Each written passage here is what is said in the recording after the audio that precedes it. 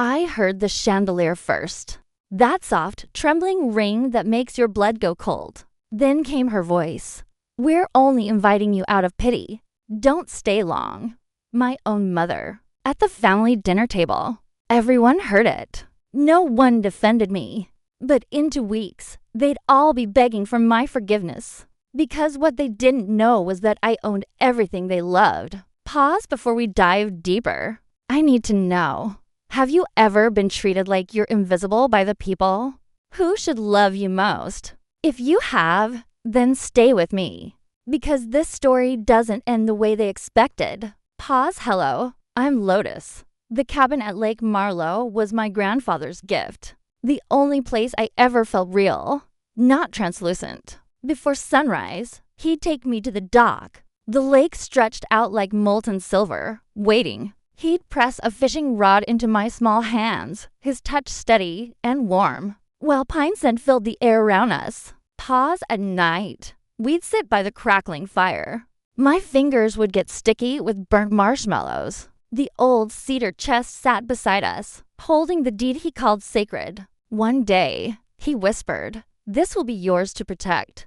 I carried those words like a vow. Pause. But after he died, everything changed. The cabin transformed into what they called the family place. Even though my name stayed on the title, summer trips got planned in group chats that never included me until everything was already decided. Photos from those weekends started appearing in frames throughout their houses. My brother was on the dock, pretending he landed the trophy fish. My sister wrapped in blankets on the porch. My parents smiled like they built the place with their own hands. Pause. I wasn't in a single photograph.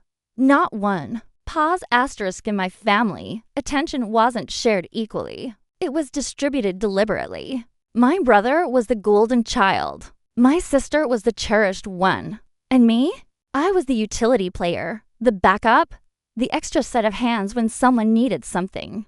Pause. When I made the honor roll, nobody came to the ceremony. When I juggled 2 jobs to afford community college, my mother turned me into a cautionary tale. Make better choices than Lotus, she'd say to strangers. The cruelty wasn't loud or obvious. It was subtle, systematic, a slow erasure of my existence. Pause. The night they forgot to set my place at dinner. The birthday when only my grandfather remembered I existed. The day a teacher called to announce I'd won a full scholarship, and my parents responded. We didn't know she applied. Pause. One summer, I tried speaking up. They were planning another weekend at the cabin, and I said quietly, "I'd like to come too." My mother didn't even glance up from her notebook. "All the rooms are taken. Maybe next year." My brother snorted. My sister kept scrolling through her phone. Pause. I stood there holding a grocery bag filled with snacks they'd asked me to buy. The lantern someone said we desperately needed. Nobody noticed when I set the bag down and walked away. Looking back, that was the moment I understood the silence they expected from me. And I learned how to survive inside it. Pause. To nights after that humiliating dinner party, my phone illuminated my kitchen counter while I rinsed a mug. The screen flashed with the family group chat notifications, photos, plans. Endless threads of messages I hadn't opened in months. I dried my hands on a towel and checked the preview. Pause. They were planning the annual summer trip. My brother sent a picture of an expensive new grill he wanted to bring. My sister suggested matching family shirts for their porch photos. My mother typed paragraphs about guest rooms, groceries, and seating arrangements. Pause. My name wasn't mentioned once. Not as a guest. Not even as a footnote. It felt like watching a play where I'd been written out of the cast but somehow left in the credits. For legal purposes. Pause. I tapped the screen, scrolling carefully. All the bedrooms are taken. Lotus doesn't really come anyway. We'll use her key if she forgets to drop it off. Her key. As if she owned the place. As if I didn't. Pause. A small envelope icon appeared at the top of my screen. Another bank email. The kind I usually ignored. I opened it instinctively. It was a reminder about a joint account I didn't remember authorizing. My name appeared right beside my mother's, highlighted in bold. Pause. At the bottom was a note about property tax auto payments linked to my profile. Payments for the cabin. Payments I never authorized. Pause. I stared at the screen. The kitchen suddenly felt too quiet. The refrigerator hummed. A car passed outside. My breath felt heavy in my chest, like the air had turned to concrete. I wasn't just overlooked. I wasn't just the forgotten guest. I was a name they exploited when paperwork required someone responsible. Pause. I set the phone down on the table, face down. The vibration of new messages buzzed against the wood, rattling like something trying to crawl back into my attention. I didn't pick it up.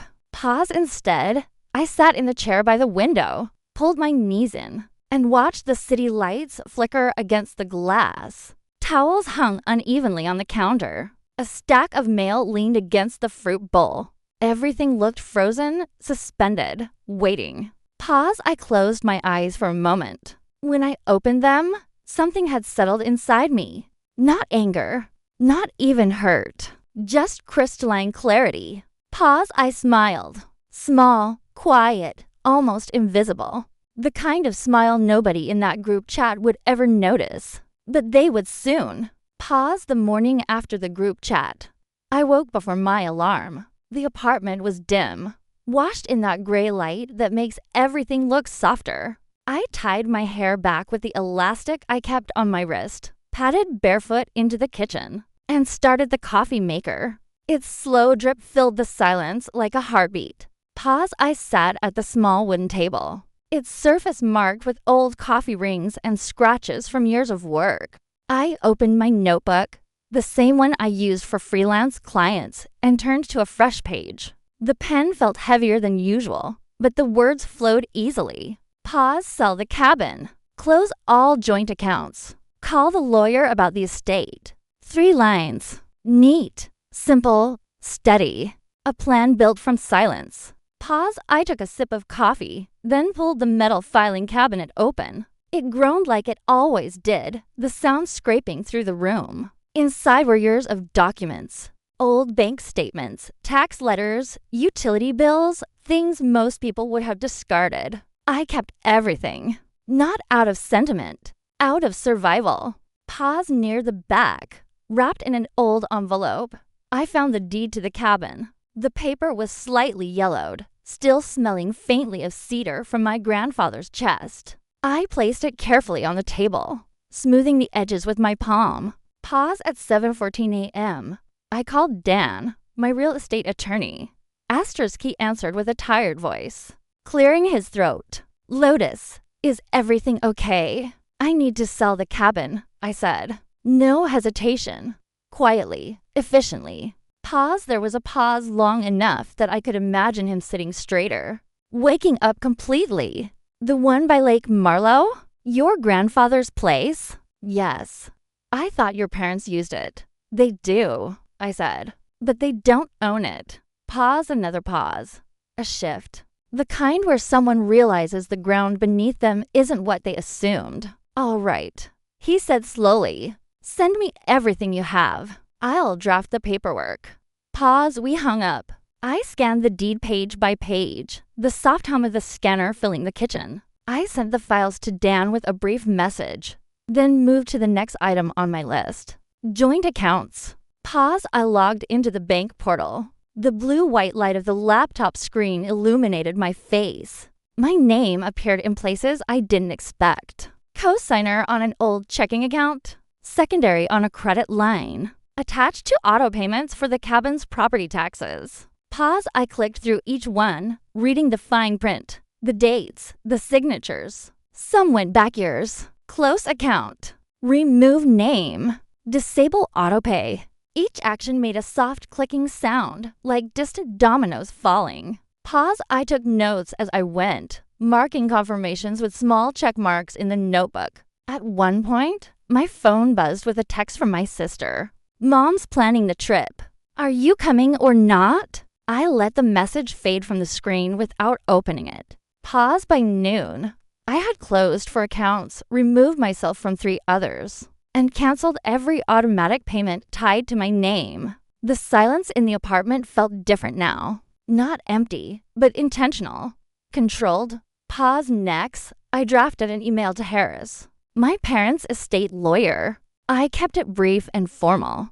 Hello. I'd like to review all documents related to the family estate and ensure my rights are properly represented. Please advise on available dates. Regards, Lotus. Pause. I read it twice, then hit send. Another buzz from my phone. This time, a voicemail alert. Probably my mother, though she hadn't called me directly in weeks. I didn't listen to it. Not yet. Pause instead. I cleaned the table, stacking the papers into a single, organized pile. I slid them into a folder and placed it on the counter. The apartment felt sharper, like the edges of things had come into focus. Pause. The plan wasn't emotional. It wasn't loud. It didn't need to be. It was procedural. Exactly. Unmistakably mine. Pause. Around 3 p.m. Dan texted. Got the deed. Everything checks out. Starting the listing quietly. We'll send updates as offers come in. I replied with a simple thank you. Pause as the afternoon faded into early evening. I sat by the window with a fresh cup of coffee. The city moved below me. Cars. Voices. Wind pushing against the glass. I watched it all with a stillness I hadn't felt in years. Pause. They had spent so long treating me like a name they could use, a space they could fill, a signature they could borrow. I played along. I stayed quiet. But this time, the silence belonged to me. Pause. I closed my notebook, set my pen on top of it, and took one slow, steady breath. This time, I wouldn't fix what they'd broken. Pause. 2 weeks passed before anything happened. Long enough for the silence to settle into my apartment like a second layer of paint. I worked, cooked simple meals, answered emails, and watched the city move outside my window. Nothing dramatic. Just time passing the way it always does, quietly, until something breaks. Pause. The first crack came early one morning. I was folding laundry when my phone buzzed with a message from Dan. An offer came in. Cash buyer. Closing soon. Funds will transfer directly to your account. Pause. I read the words twice, not out of disbelief, but because they felt strangely distant, like reading about someone else's life. I texted back one word, approved, and set the phone aside. By noon, the cabin was gone. Pause. I didn't tell anyone, but they found out anyway. Pause. That evening, my sister sent a string of messages to the family group chat. They came in fast, like she was typing while pacing. Did someone change the lock code at the cabin? Mom's freaking out. Dad says the Realtor sign wasn't there last week. Lotus. What did you do? Pause. I didn't open the thread. I just watched the previews stack on my lock screen, each one more frantic than the last. An hour later, my mother called 3 times. Then she switched to voicemail. Pause. Lotus. This isn't funny. Call me back immediately. Then another. You had no right. This isn't just your decision. Call me now. And another. Her voice cracking. Lotus, please. You're scaring me. Call me back. Pause. I didn't. Instead, I sat at the kitchen table, sipping lukewarm coffee, watching the voicemail counter climb like a timer. For the first time, their panic wasn't something they could hide behind polite words or controlled tones. It was raw, uneven, honest. Pause. Then came the bank statements. My mother texted a photo. Blurry, tilted, but I could still make out the red notifications. Joint account closed. Credit line suspended. Property tax autopay failed. Secondary signature removed. Pause. She didn't send a message with the photo. She didn't need to. The image said everything. Pause. Within minutes, my brother called. Then again. I let each ring fade into the room like a distant alarm. Finally, he sent a single message. What the hell is going on? Pause. I put the phone face down. The vibration rattled lightly against the wood. The apartment felt smaller, tighter, like the air had thickened. The city outside seemed muted, as if waiting to see what I'd do next. Pause. Then came the moment I'd been expecting. A soft thud outside my door. A pause, then the buzzer. I pressed the intercom. It's Dad. Open up. His voice carried none of the command I grew up with. It sounded strange. Something between anger and uncertainty. Pause, I buzzed him in and stepped back, leaning against the counter, arms crossed. The door opened hard, hitting the stop with a sharp click. My father stood there, breath heavy, face flushed. He looked around the apartment slowly, taking in the mismatched furniture, the tiny kitchen, the papers stacked neatly on the table. Pause, is it true? He asked. Did you sell the cabin? I kept my voice even. Yes. You closed the accounts. Removed your name from everything? Yes. Pause, his jaw tightened. Do you understand what you've done? Asterisk, I nodded once. Completely. He exhaled, long and shaky, like someone realizing a door had been shut from the other side. Pause, all right. He said quietly. You've made your point. I straightened. No, I haven't. Not yet. He looked at me. Then I really looked. And in that moment, the balance shifted. Not loudly, not dramatically. Just a quiet, undeniable tilt. Pause, a small envelope sat on the counter beside me. Dan's letter. I slid it toward him. A lawyer's letter is on its way. I said, you should read it.